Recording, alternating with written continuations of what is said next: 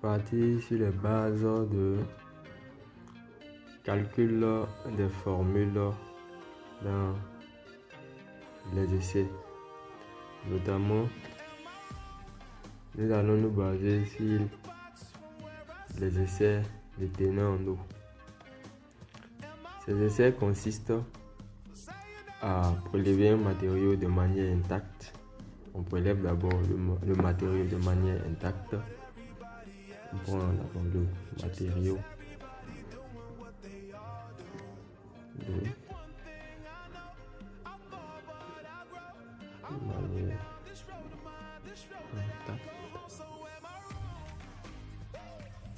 intacte. Après ce prélèvement intact, nous allons conserver de manière à ne pas perdre une quantité d'eau de ce matériau. Puis on prend une valeur quelconque, c'est-à-dire on pèse le matériau en prenant une partie voulue humide du matériau, c'est-à-dire on va prendre le matériau, c'est-à-dire la masse humide, M pour la masse humide, peut-être 500 grammes. Ça c'est la masse humide.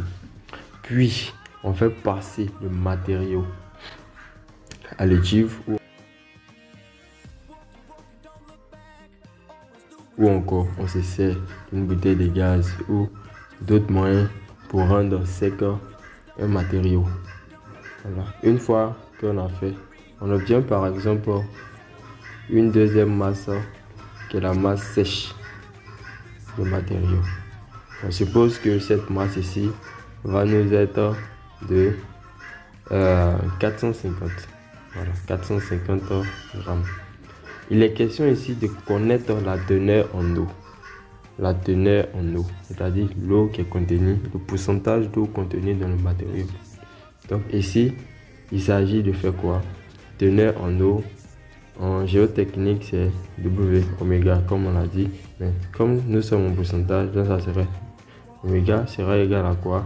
La masse humide moins la masse sèche divisé par la masse sèche, le tout multiplié par 100.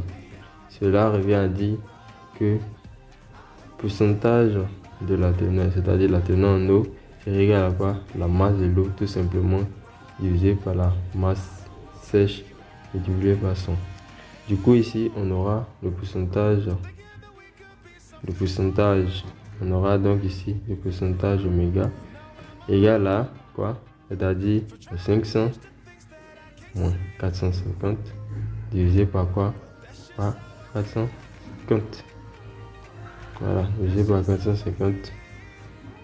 Ça nous donnera ainsi 50 divisé par 450. C'est-à-dire multiplié par 100 ici.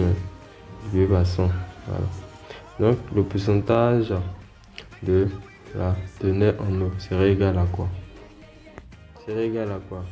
Serait égal à simplement 11,11. Voilà. Donc ici, c'est la formule pour pouvoir calculer la teneur en eau dans ce cas. Ici, on a juste connu la teneur en eau, c'est-à-dire l'eau qui était contenue dans le matériau préalablement prélevé de manière intacte. Voilà. Merci.